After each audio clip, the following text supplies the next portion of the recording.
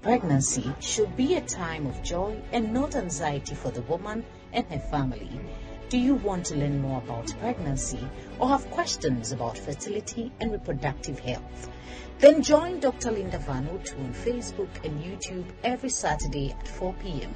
on the online pregnancy school as she discusses pregnancy, delivery, and childcare with experts. Well, ladies and gentlemen, once again, it is time to come your way with the online pregnancy school. I hope you are doing well and you are moving on with everything that you have planned to do. Please, 2021 is still moving, and with the gift of life, there's a lot that you can do. So please continue working on any plan that you have for the year. My name is Dr. Linda Vanutu, and this is the online pregnancy school. It is always a pleasure to come your way with interesting, educative topics that will help us to ensure that pregnancy becomes a time of joy and not fear or anxiety. For the past couple of weeks, we have been looking at what we call my story. I have shared mine, and that shows that almost everybody has a story to tell.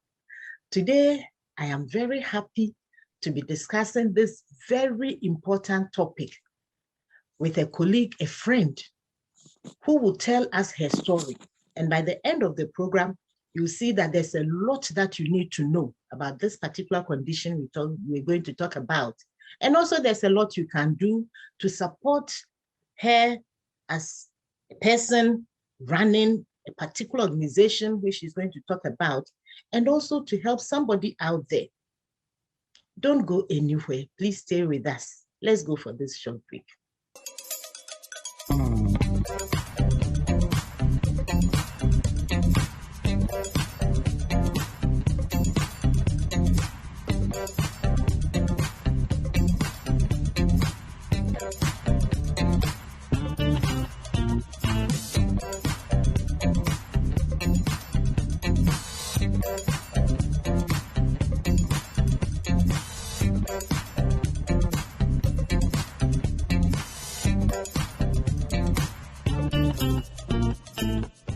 You are welcome back. Remember that this program is proudly sponsored by Promise Ghana, Vanuatu International, Reverse Tap, Samzara Ventures, and Erama Clinic. If you have just joined us today as your first time, please go ahead and hit that subscribe button. And don't forget to turn on the notification bell so that anytime we have a program, you'll be informed and you will join us. Call your friend, call your family members, and let's come together to ensure that pregnant women go through pregnancy successfully, whilst the babies also stay healthy and alive. Let me welcome my sister to the program.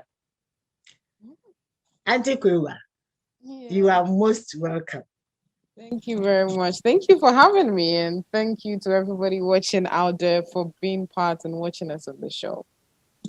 So how are you doing? I am well, the new time, new era, new normal with COVID, and so we are well, staying focused and surging on irrespective. It is true, yes. New era, that is it. It's giving us a lot of opportunities, it's giving us a lot of challenges, but whatever it is, we are going on. Yes. Yes. Welcome to the online pregnancy school. And as I said, we have a story to share. But before then, please introduce yourself to us briefly. Okay. My name is Koiwa Koilabi Ofosuapea. I have a very long name. So you can either call me KK or Mrs. Ofosuapea. And I'm the founder and executive director of Action on Preeclampsia Survivor. I'm a 3-time survivor of, Preeclampsia, Eclampsia and HELLP Syndrome. I have a Bachelor of Science degree in accountancy. I have a law degree, and I'm currently pursuing my master's in law, in medical law and ethics. I have a passion for, gender advocacy, specifically women. I especially in advancing the cause of women health rights, patients' rights, anything to do with health. So for a lot of people who know me, one thing you should know is that Even though I have no science background and I'm a lawyer in the making, my intention is to use my legal background in the medical field to improve the health system both in Ghana and outside. But because of experiences, that is how come I have developed that passion in the health industry. I'm a mother of one and I've been married for about 9 years now, currently residing in Ghana. Thank you. Wow. Wonderful. Wonderful. I remember the day we met. Yeah. You came to the office and you had a story to share. I was really touched and impressed with what you had started doing. You just told us that you are a 3-time survivor. Wow. Some people survive something once and that is it. It puts them I off. know. You are a 3-time survivor. Thank God for life. But please tell us, what is your NGO organization about? Okay.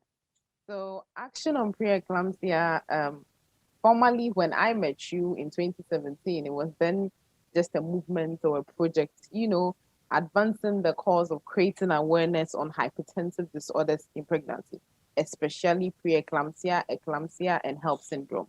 Over the years since 2018, it has moved up from just being a movement to a legally registered NGO and renamed Action on Preeclampsia Ghana. The objectives of Action on Preeclampsia Ghana, simply APEC, is one, to create awareness, about the condition known as preeclampsia, eclampsia, and HELLP syndrome. Simply put, hypertension in pregnancy. At least all of us know what hypertension is generally. So this has to do with the condition of having hypertension in pregnancy and its effect on the mother and the baby. So one of the objectives of the foundation is to create awareness about that, because we believe and we have a slogan which says know the symptoms, save a life. So we believe that early, when you know something, then you're able to take the right steps, which is whether it's contacting your health practitioner or whatever. Then you can be able to deal and manage the crisis. The second leg of APEC, the second objective, is to actually partner and collaborate with research institutions, research organizations, both within Ghana, Africa, and worldwide, so that we were able to carry out research projects that are able to determine, one, why the condition, we believe based on our research, is very prevalent in Africa, and is prevalent among the Black population actually, and also partner with these research organizations on what can be done or what projects or interventions can be developed to be able to deal with the menace that this condition creates. And then the third leg of APEC, that's the third objective, is to provide counseling and support for survivors of the condition as well as their family. So you have a situation where the mother will go through something and lose a baby, or you have a situation where the mother will go through something and the family will lose the mother, they will lose the wife, but then the baby will be around. And we also have a situation where all of them will die and the family will lose everything. So in our context, in the Ghanaian context, most of the time we downplay the importance of psychotherapy and mental health when it comes to pregnancy. During, before, during, and after, we underplay it. So for those of us who go through traumatic experience, some people have it easy, and even that one, they still have a certain, baby blues and postpartum after. So you can imagine, for those of us who have traumatic birth experiences, it if you don't have, for me, I always say, if I didn't have a supportive husband or a mother, I would have been left to deal with my mental health alone. And that is what happened. I did not subscribe to any systemic mental health, that was being offered by the health institution to the mothers or the pregnant women. And so our objective is to be able to come up with group care support where we bring, women who have been traumatic, who have had traumatic pregnancy experiences like myself and many more out there like yourself, to be able to have this group care after pregnancy, and possibly actually during and after pregnancy, because the condition starts during pregnancy. Mentally dealing with it is something else, let alone physically dealing with it. And so the whole idea is to provide that sort of counseling support by a professional clinical psychologist who sort of bring a group of women together to talk about their experiences, the condition, what they can do, how they can, some steps or ways to be able to deal with the experiences that they are going through. Because at the end of the day, really, when we all get pregnant, we are hoping for a better outcome, Exactly. hoping for a Exactly. congratulations. But most of Yes. the time, actually, and the fact is that it's not always the case that there will be congratulations. There are times where there will be traumatic outcomes. How do we overcome this phase when we go Exactly. through them? And so that's the third leg of EPIC. And so far, we've been able to do well in implementing the first and second objective. We are yet to initiate the third objective. Thank you. Wonderful. If you have just joined us, this is the online pregnancy school, and I'm talking to Kwewa or KK. Yes, Mrs. Ofosuapea for short. Now, she's told us a lot, and she said that she's not a medical person, but from what she's discussed so far, talking about eclampsia, preeclampsia, and the HELLP syndrome, you can imagine that she has gone through a lot. And what you said about the mental health support is really key. And for that reason, we have discussed mental health issues during pregnancy and even what happens to the baby inside the mother's womb. If you have just joined us, please go to my Facebook page, The Pregnancy School, or my YouTube channel, which I'm sure you have hit that subscribe button for, Linda Vanutu. You will see that we have had a program on mental health. It is very important. And then from what you said, Kwewa, another thing that the Promise has done, myself, we have done, is also to address this need of when women go through pregnancy and they don't get that congratulations, as you said, what happens? We have established the Hope Restoration for such women. And that is why I'm happy working with people like Mrs. Ofosuapea, because some of the issues that we may not think about are really important issues. When I shared my story, I told you of how I lost a pregnancy. And she has mentioned the support of the husband and the mother and other family members. It was the same. If you don't have anybody like this, then what do you do? Yeah. If you are not careful, that woman will never come back from that state. She will stay in there crying every day, deep down within, because somebody might not know how she's feeling. And that is why we want people to understand issues about pregnancy and what they can do for themselves as pregnant women and then for others. So this program is not just for pregnant women, it is for everyone, because there's something that you can learn. And especially for those who are not yet married or who are getting married soon, it's important that you join us on this program, because this is a movement for reduction of maternal and child survival deaths. We don't want them to die. We want them to survive. And this is what we are talking about. If you have just joined us, I'm talking to Keke, Mrs. Ofosuapea. She's going to share her real story with us in the next couple of minutes. We will hear a lot from her. And I hope that this will encourage you and also let you know that there is help somewhere for you if you are going through such an issue. So, Keke, now tell us, what is your story? Well, thank you once again. And I just want to welcome those who are just joining us. Stay on. Definitely, one day you also have the story to share, because the truth is everybody will have a story, like it or not. So my story, it's amazing that today when I start my story, I smile. A few years back, I'm sure when you had just questioned me, I would have teared up, shed a few tears before I'm able to talk about it. But the strength of the Lord continues to be with us. I am currently under 35 years. I have had 4 conceptions. When I say 4 conceptions, I've gotten pregnant 4 times. But I've lost 3 babies and I have only 1 surviving child. As I sit here, we talked of mental health, and I personally am still seeing my clinical psychologist because I still do the crying. because scientifically I'm told that it's not possible for me. Somehow my faith refuses it because I have a desire to have more children, but it looks like I'm not having it as easy as many are having. And sometimes I do get jealous. And so we understand if you go through the same thing.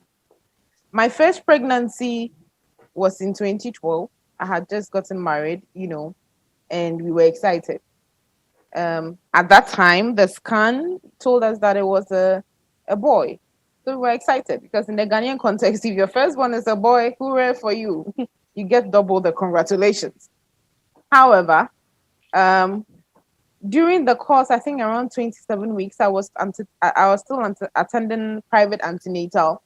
I was probably bloating. I didn't realize. I thought it was normal. I was having the headache. I complained a bit, but nobody said anything.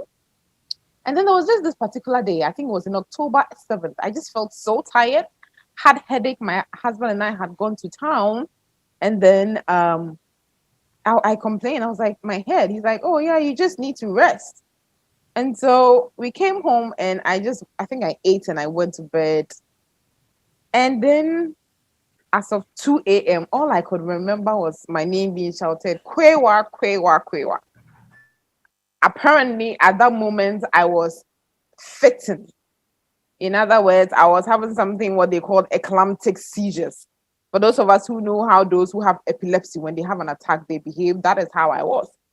So I fitted for some minutes, and then I just lost conscious. For the next 24 hours, I was unconscious. So the what I'm telling you now is what I was told. Is that I was rushed to two nearby clinics. They had to stabilize me. And then I was rushed in an ambulance with a general government hospital. Luckily, there was a night surgeon on duty. And so he had to do an emergency cesarean. Up until this time, my husband didn't know, we had never heard of preeclampsia, but when she got to the hospital, he was told that your wife has eclampsia. I had a full-blown eclampsia. And that if the surgery is not done, she's going to pass away. And so the surgery was done. My little baby boy, who was weighing less than 1 kilogram, was brought out. And I was still unconscious for the next, I think, 8 to 10 hours after the delivery. When I woke up, all I could feel was just this pain and emptiness. And this is me, first time, naive, first time pregnancy. You're like, you can read all you can, but the experience is different because it's your first time. And then I was told of all that had happened. And they did say that the baby is alive and that they had to deliver me. I was in so much pain. I have never had a surgery. This was the first surgery I was having. All this while I was thinking I'm going to give birth naturally through the vagina. But apparently there's something called CS. And so they did a cesarean section and I felt so much pain. But I was okay that at least the baby was alive. But after 2 days, when I could stand on my feet, I went to the NICU, that's the neonatal intensive care unit, saw the baby. And I was sad for myself and the baby because he was so tiny, less than 1 kg. He still looked like an animal, as if the body was. He didn't look like human. And I actually didn't have hope because the environment I found myself, I knew they were not up to the task in terms of facility or what was available. But I still maintained the faith. After the 4th day, I was allowed to hold the baby. We named him Fifi, and then I bathed him. And then I think on the 7th day, they tried to start milk expression through the nasal, tube. And that is when the problem started. They did that, and then the baby started becoming pale. In fact, now I go there, the baby who was pink, orange, full of life, now looked yellow and white. And I could just see the pain with a tiny baby, so much tubes. This is me, my first time pregnant. In fact, I've never seen this before. He could see he was in pain, but I was hoping he could fight on, but I could just read in his eye, just pleading that, saying, "Mommy, please let me go. Please let me go." Oh. It's unfortunate, but I was discharged on the 7th day after the delivery. I was told to go home and come the following day look after the baby. The following day after church, I went to, in fact, that night I didn't sleep. I had nightmares. And so I went to the clinic, the hospital with my husband. And when we got there, at the entrance of the NICU, the nurse, my husband entered and the nurse said something. And then he came out. I was like, oh, so are we going in? And he's like, oh, they said they transferred the baby to another ward or something. At that moment, I knew something was not right. And so we drove all the way. I think there was a beach nearby. And then we drove there and he told me the baby had passed. Hi.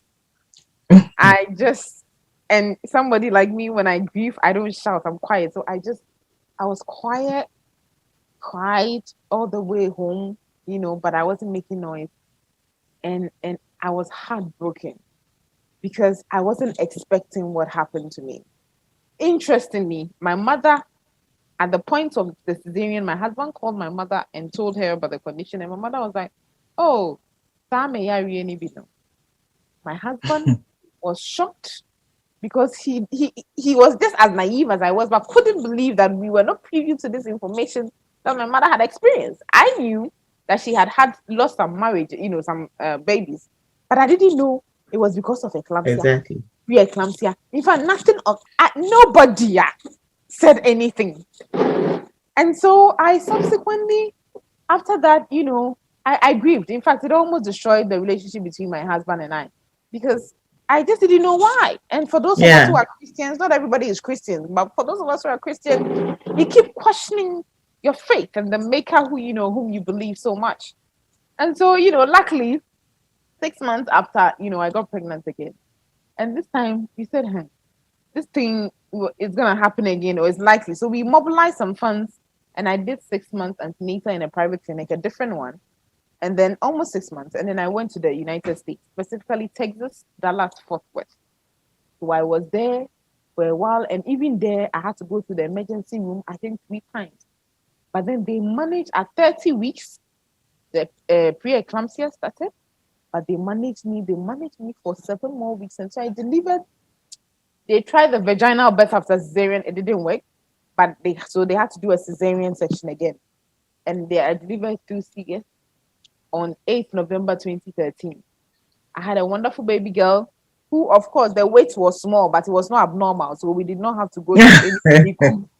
She slept by me the first day. It was just wonderful. Even though I was in pain, at least I had a baby to compensate for my wound, and so I was happy. And I was in the States subsequently for about 6-8 weeks before I came down.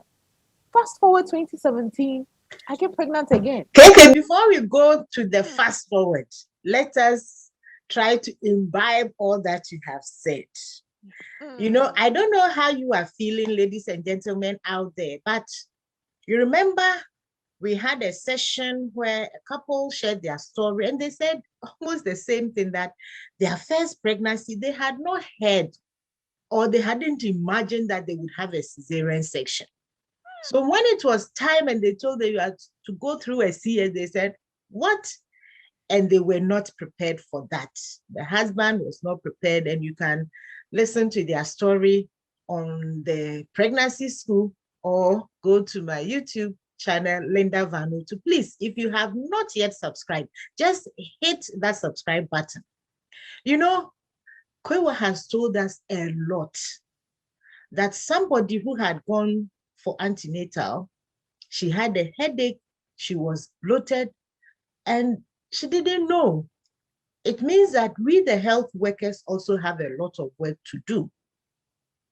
And that is one of the reasons why we have the pregnancy school. We introduced the pregnancy school because we realized that there was need for pregnant women to know more than what they are told about, because of a whole lot of reasons. You go to the antenatal, you find that there are so many women. We don't have that system within a lot of the facilities where one person would come, another one would come, but they all come together. So it becomes very difficult for them. But let me just say here that the antenatal book, please, if you have a pregnant woman in the house, use that book, go through that antenatal book, see what is there. If there's anything that is written that you don't understand, please let her ask the midwives. when she goes back to the hospital. But it will be good that if you're a husband, you join your wife at least once or twice to the hospital so you can also ask questions. And now we are having the pregnancy school. We have the online pregnancy school as well. This is a very good opportunity for you to learn more. If you are pregnant, you have headaches, you cannot see well, you see that you are bloated, please don't think that it is because of the pregnancy or you are going to have a baby boy.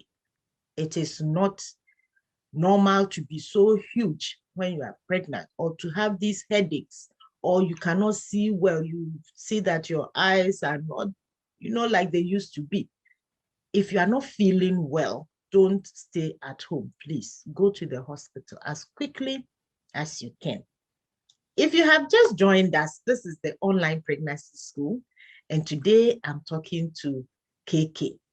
She's sharing her story 3 times she survived preeclampsia, eclampsia, and the HELLP syndrome. Wow, she's a medical person now. I know, right? She's a medical person. Medical students will be wondering, how does she know all this, including the HELLP syndrome? Yes. So let's go for this short break.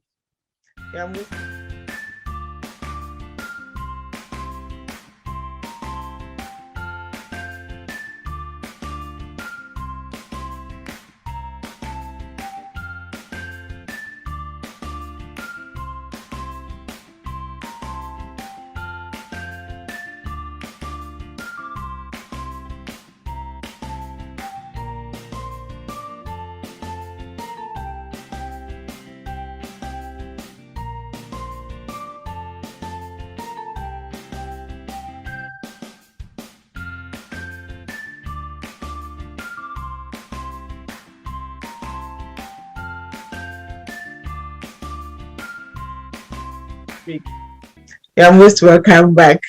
So, KK, you had fast forwarded to 2017. Yes, please go ahead. 2017, I got pregnant again. My husband was, so as you can see, I'm a very fertile woman. So the problem is with carrying the baby full term. Exactly. So I got pregnant again, and my husband was quite skeptical. In fact, he didn't really want us to have it. But, I persuaded him.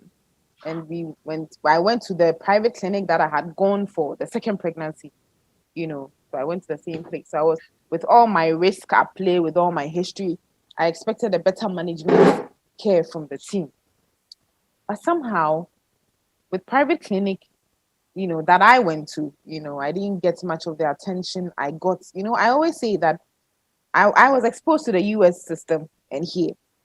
So I could now do a comparison, and I realized that I wasn't getting up to what I received in the US. Even in the US, I did not attend a private clinic. I attended a government hospital because it was quite expensive to do private, care. And so I was fine. Another baby boy again, and so I was okay. This time the bloating was there, but not so much. But one Saturday, somewhere around 27 weeks again, I was so tired. And you see, that's the funny thing. I got so tired. It's as if you sleep and you are still tired. And so I woke up and I told my husband I wasn't feeling too well. I think we need to go to the clinic to check. I went there. My pressure was 150/100. At this point, I wasn't so diligent in checking my pressure at home daily. But we got there and it's 150/100. When we got there, it was the general practitioner. He was like, "Oh, young lady, I need to admit you." I'm like, "Oh, no. You give me the medicine tomorrow morning. I'll come early, come and see my OBGYN." And he's like, "No." So later I was like, "Well, then I have to contact my, my gynecologist if I should stay." And when they did, they said I should stay. So I was unexpectedly admitted to the hospital. And my husband, you can imagine, had to go up and down, bring these things. Our partners really go through psychological things, when these things happen. And so I was at the hospital, I think on a Monday, there, my child was coming there. I don't like hospitals because I don't get to be with my child. And that is what this disease does. It denies you of all the good things you're entitled to. And so I was there, and then on the 3rd or 4th day, the Thursday, the nurse was going through the regular antenatal check. But actually the day before, They said I had UTI, urinary tract infection. So they gave me medications to treat that. And then I think the night before I bled small. And so I told the nurse, the midwife that, oh, I've bled small, and so she said, oh, she thinks it's because they are treating the UTI, so that must have caused the spots. I should have been alarmed, but I wasn't, because never during any of the previous pregnancy have I bled, before or during the pregnancy. So then the following morning, right after this complaint, they were checking the heartbeat of the baby. The midwife said she can't hear. Hey, I was praying. Then she said we should wait for the doctor. The doctor came at 12, confirmed with the scan. My baby is there in my womb. This one, I don't know whether it's called stillbirth. In fact, at that time, I didn't know what to do. So immediately he said that my next action was, how fast can we get this out of my womb? Because I was angry. Angry at them, angry at myself. I felt like a failure. I mean, what is the essence of womanhood? In my opinion, maybe somebody has a different opinion. And so he was like, oh, they are going to induce me so that I could give birth naturally. When they said that, I thought, that would be very good so that I don't have to go through another cutting. My dear doctor, it's as if my body does not like natural birth or resist induction. For the second time, in the US, they induced me, it didn't work. This time again, I was induced, it didn't work. So I had to go through a cesarean section, knowing very well it was a dead baby that was going to come out. I don't know how I'm still here and mentally sane. I am still having my struggles. But it was very painful, because having a cesarean is painful. The cuts, you get up, you can't walk. It affects your nerves. You can't eat the first 24 hours. You come home, all the medications, the pain, you just do not become normal again.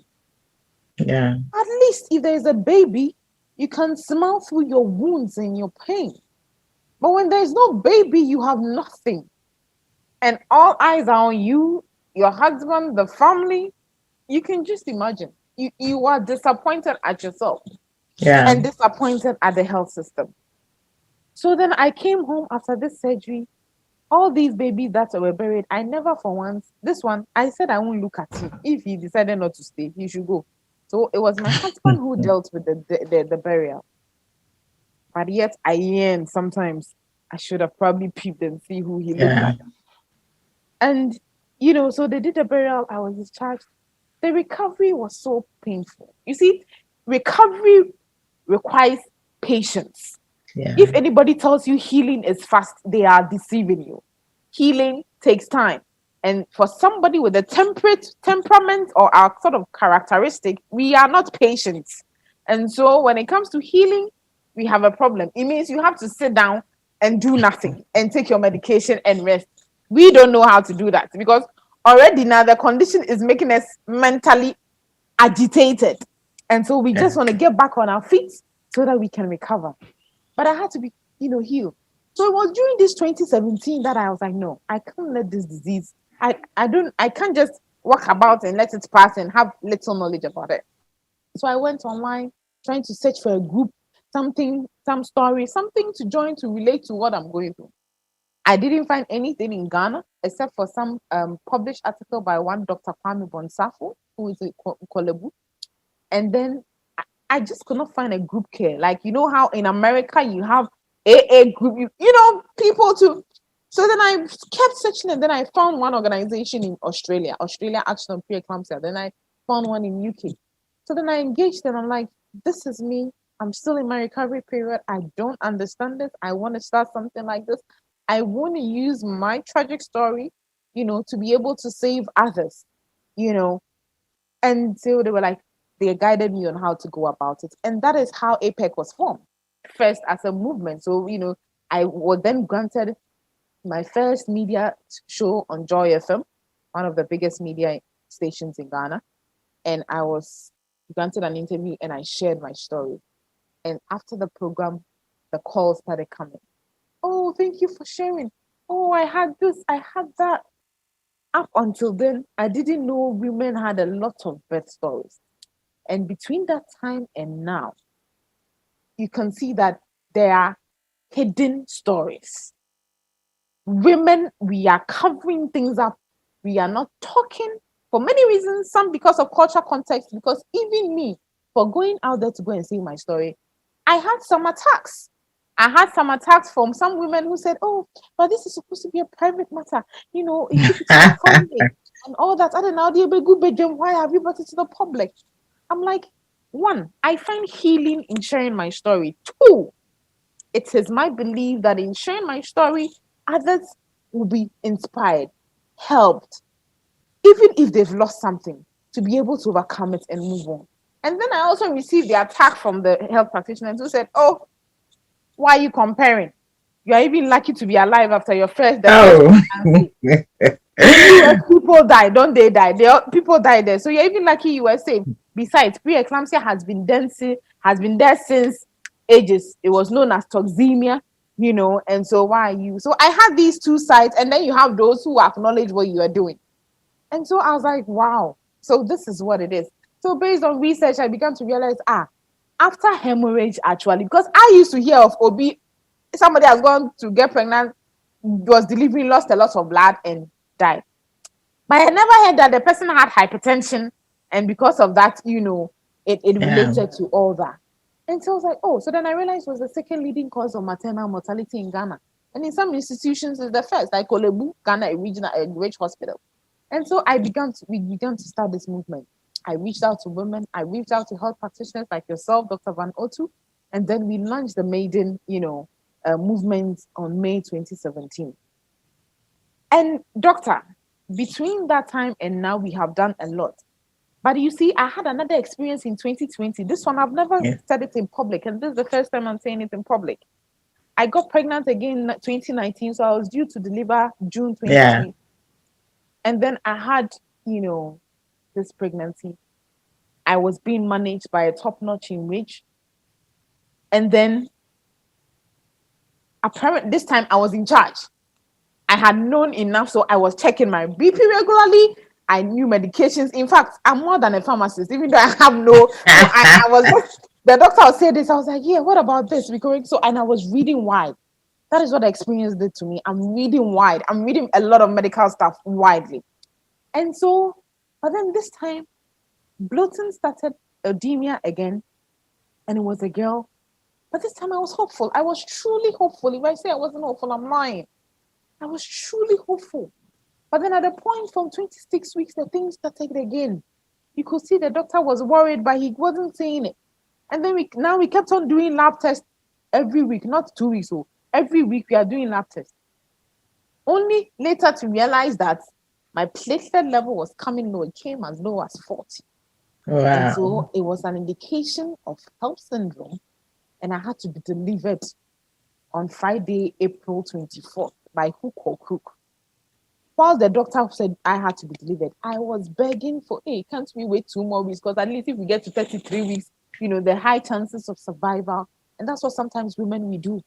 We tend to try and, not listen to our health practitioners and you must have a CS or your baby will die. No. They said natural birth. I prayed for natural birth, so I must go. Sometimes we refuse to listen to the advice. So I allowed my doctor, to go through this thing with me. And we had a successful surgery, but my baby died after 3 days. Oh no. Let's go for this short break.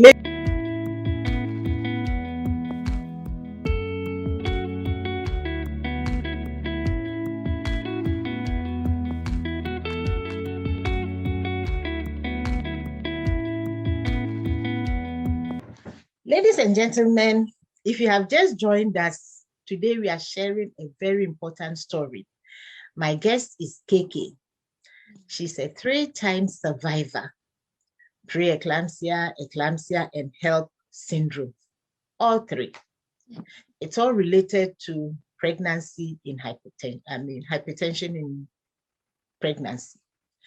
And, one thing she has told us is that she had all the symptoms. Initially, she did not have any idea what she was going through. And even the mother had a similar condition, which means that this thing has been known for a very long time. But why is it that so many people are not aware and therefore they suffer from it? And she has rightly told us that it's one of the major causes of maternal death around the world and also in Ghana. Bleeding in pregnancy or after delivery, when you have delivered, start bleeding, and then preeclampsia, eclampsia, or hypertensive disease in pregnancy. These are two major causes of death in pregnant women. We thank God that she has survived. And what she's doing is very good, so that people would know about it, awareness is created, and people will take action. So, KK, before we went on the break, we were talking about what people should know and do. You have gone through it all. What should they do? I think that right now I stand here as a woman representing women who have had traumatic experiences as patients. So I stand here representing the patients community of women and mothers who have gone through all these experiences during childbirth. First thing, I think every woman should be in charge of their health. Be in charge of your health. Empower yourself. Ask the right questions, get the right answers. If you don't understand, keep asking till you understand. Whilst you do that, always ask what you can do to make things better for you. Whether it is for you to maybe subscribe to a mental health class or a mental coach, whether it is for you to maybe find some funds to get some extra blood pressure machine to regularly check your blood pressure, whether it is for you to increase attendance in antenatal, please, the first step is to take charge of your health. We live in a culture and a context where we see our doctors and health practitioners as our gods. We leave all the decision making to them. It's as if we don't want to be part of the decision making, or we don't want to know what we can do, because it's a relationship, a contract that we have with them, what we can do to be able to do those things. So we need to take charge of our health. The second step, when you go for antenatal, please listen. Open your ears and listen to what we are told. And so I encourage all of us to attend antenatal as we should. And you are the best judge of your body. If you don't feel well, don't let it be downplayed by another person that it's normal. If you don't feel well, you get up and go to your health practitioner or call your doctor, your midwife, whichever health practitioner you have easy access to, and send your complaint to them. It's better you go many times than when an outcome and it becomes too late. You have to. And the other thing is, for us, I encourage health practitioners. As I sit here, sometimes I'm even wondering whether I should add doctorate to my law degree, because I'm beginning to love it. But the science, that technical science, but whatever it is, I'm encouraging our doctors and our nurses, to expand their knowledge and professional skills on how to manage this condition. Some people hate me for saying this, but one will ask, with my condition, assuming I'm the worst case scenario of hypertensive disorders in pregnancy, how come when I was outside, I had a good outcome, but all my experiences here has been poor? Personally, I think the system has failed me. I think my practitioners failed me. I think maybe and I also believe that we undermine the stressful environment in our homes and its contribution to this, and that also contributed to it. We downplayed all that, because out there in the US, I didn't have a husband to deal with. I didn't have anyone to deal with. All I just did was to rest, antenatal, watch movies, and just, deal with whatever. So we should never downplay the role of stress and the environment we are in when we are pregnant. Yes, some people can have it easy. You can see, pardon me, the head porter, Kaya, they're walking in with their pregnancy, they're fine. That is them, they are blessed. They are also us who have issues. Even the Lord has said that when you get pregnant, you will have issues. So now I understand it better. So, for those of the other Christians, that's fine. But just be ready for anything. And so encourage health practitioners, please talk to us, engage us. Tell us, sometimes you have fear that we'll be scared or it will be too much negative information for us. But prepare us.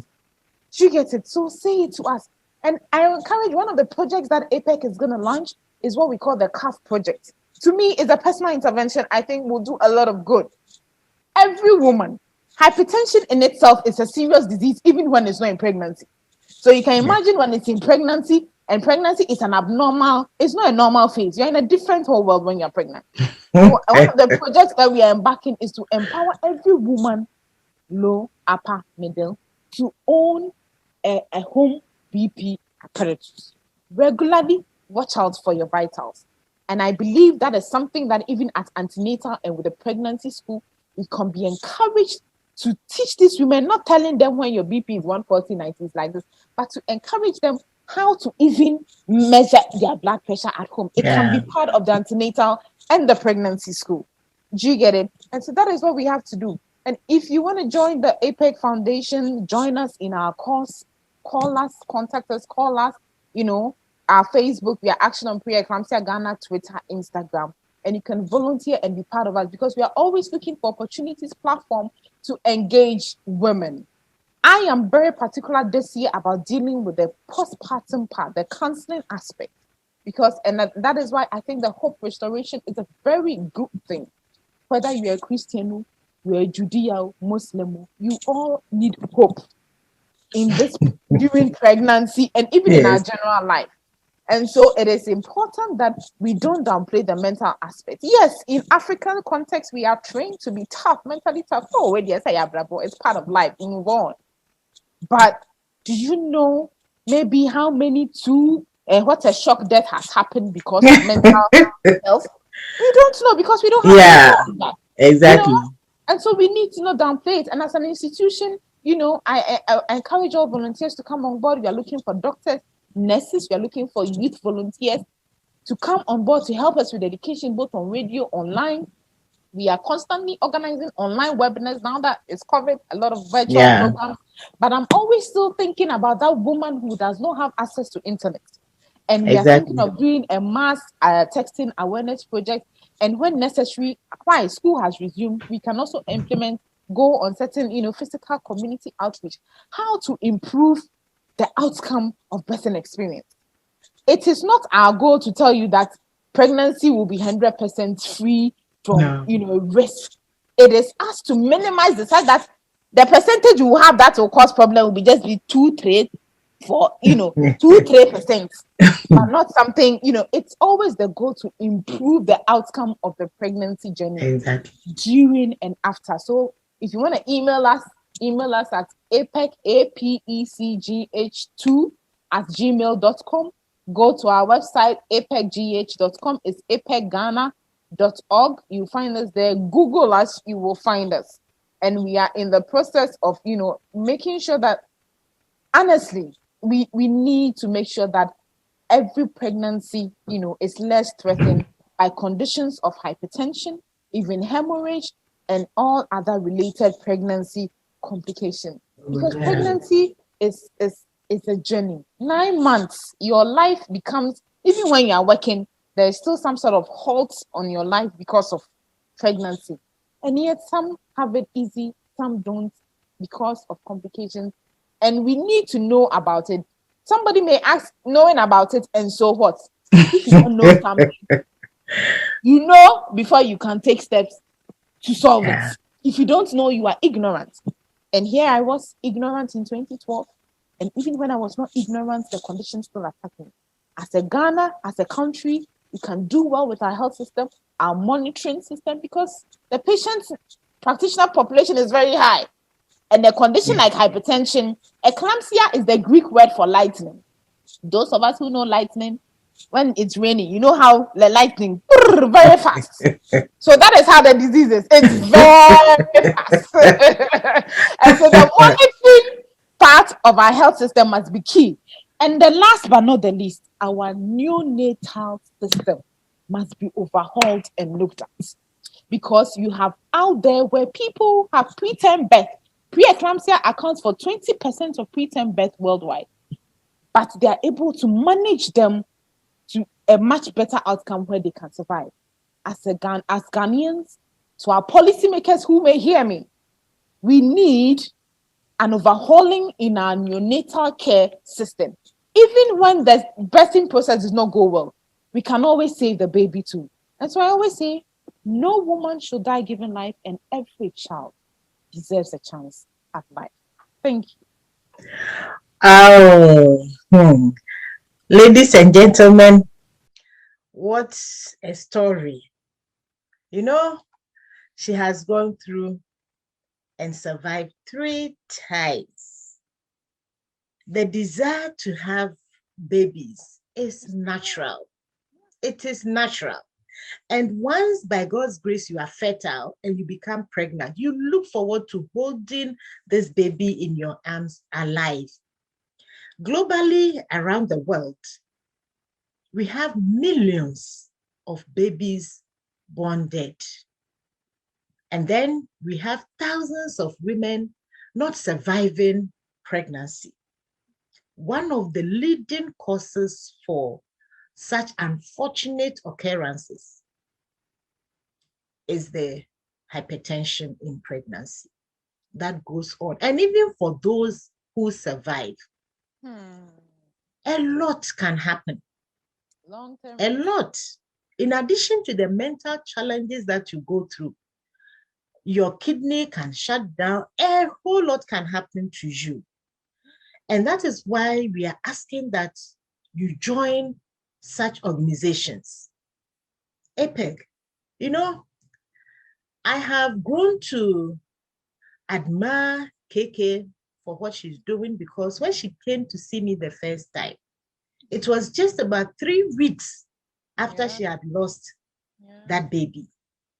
And I just felt for her because of my own passion for ensuring that women and babies survive. And this is why the Promise was established. Promise promote, or some people would want me to say promoting maternal and infant survival excellence, so that we bring excellence into the way we care for these pregnant women. For me, they are pearls.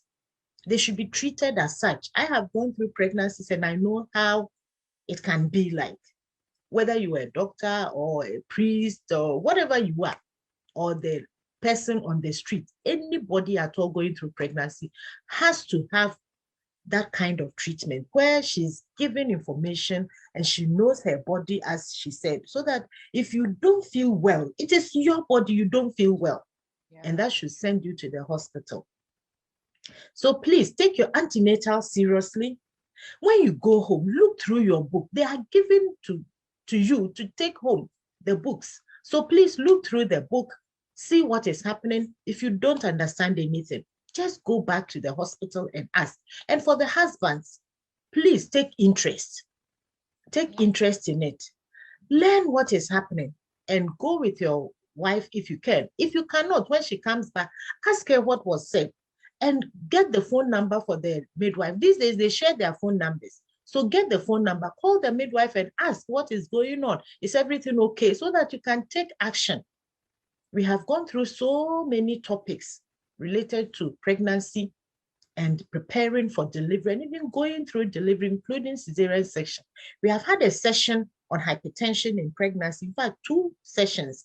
So go back to my Facebook page, the Pregnancy School, or the YouTube channel, Linda Vanutu, and go through and listen to those ones, so that if you have any challenge, you can go to the hospital. And for those out there who have probably suffered and did not know what to do, we have been told today that APEC is there for you.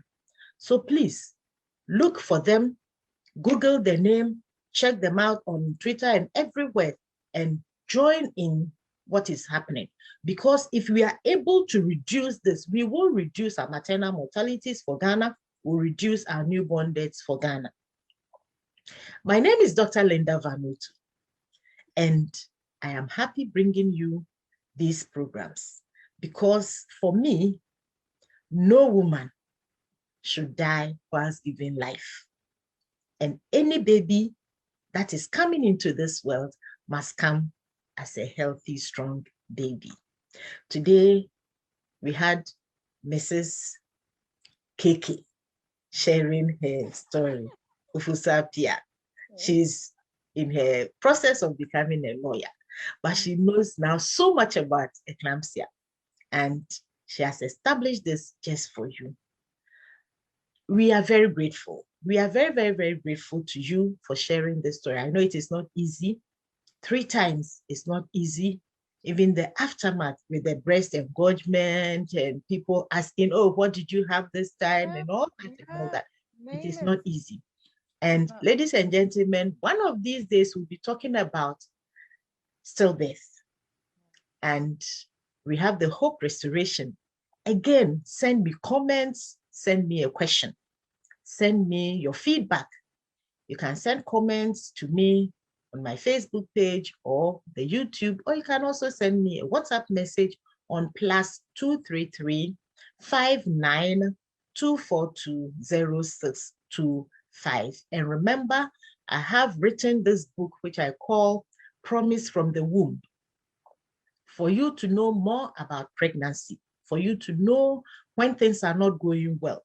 So get in touch, get copies for your friends and family, for yourself, and learn more about pregnancy and childcare.